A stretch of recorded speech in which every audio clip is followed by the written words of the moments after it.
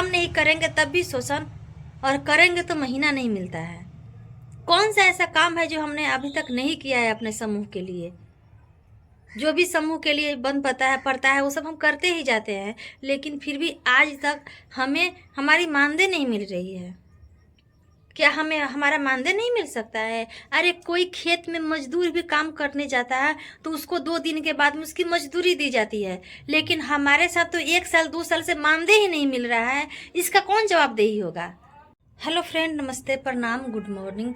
मैं निभा निधि अपने चैनल के माध्यम से आज आप सबको एक बहुत ही महत्वपूर्ण बात बताना चाहती हूँ। मेरा कहना रहता है कि हम हर जगह सबका सपोर्ट करते हैं। जीविका की महिलाओं के साथ, सबके साथ उनका जो भी समस्या होता है उसका समाधान भी बहुत ही बेहतरीन तरीक़ा से कर देते हैं। जो उनको लाभ मिलना होता है कहीं ना कहीं उनको हम सब लाभ भी दिला देते हैं, लेकिन सारी लाभ हम आप सबको नहीं दिला पाते हैं। आज जो मेरा वीडियो बन रहा है, यह वीडियो आप सब विशेष तरह से ध्यान से सुनिएगा, क्योंकि यह शोषण सिर्फ हमारे साथ ही नहीं, यह शोषण उन तमाम दीदियों के साथ हो रहा है जो जीविका में जुड़ी हैं। आप सबके साथ भी बहुत बड़ा शोषण हो रहा है, बहुत बड़ा अपराध एक तरह से हो रहा है आप सबके साथ, लेकिन कोई इसको समझ नहीं पा रहा है। आज मैं आप सबको बताती हूँ यह क्या कारण है। दीदियाँ, आप सबको पता होगी कि हम सब जो समूह को जोड़ते हैं उन समूह में एक ग्राम संगठन होता है, और ग्राम संगठन में जो भी लाभ आते हैं वो लाभ उन तमाम दीदियों में दी जाती है। लेकिन बहुत सारी दीदियों के पास VU तो है, लेकिन VU में कोई लाभ नहीं होता है।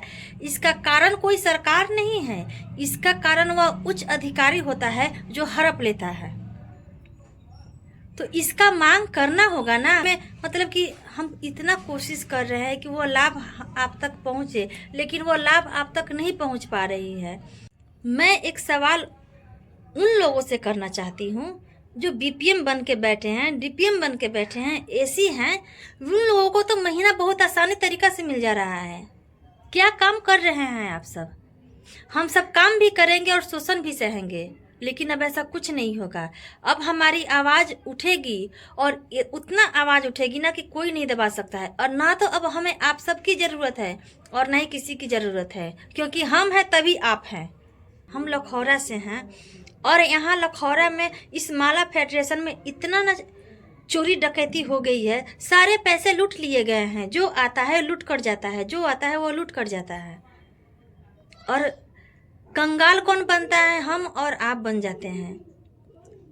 इस माला फेडरेशन में जो अत्याचार हो रहे हैं इसका कौन जवाबदेही होगा? जो आया खा कर गया, जो आया लूट कर चला गया। मासूम बहनें तो चुपचाप अपना देख रही है ना, अपनी बर्बादी का नज़ारा देख रही हैं। उन्हें ये भी नहीं पता है कि उनके साथ क्या हो रहा है। जो कोई आता है कुछ ना कुछ करिए के जाता है, लूट कर ही जाता है। जिस तरह से अंग्रेज थे, जब भी आए लूट कर गए, जब भी आए जो भी आया भारत में कुछ ना कुछ छीन कर ही लेकर गया, लूट कर ही लेकर गया। तो हम एक वैसे ज़िंदगी जी रहे हैं जिस तरह से पहले 1947 के पहले जो ज़िंदगी हमारे देश में थी, उससे कई गुना ख़राब ज़िंदगी हम ना इस लखौरा में जी रहे हैं। हमारे साथ जो शोषण हो रहा है इसका जवाबदेही तो सबको देना ही पड़ेगा, और लिख कर देना पड़ेगा।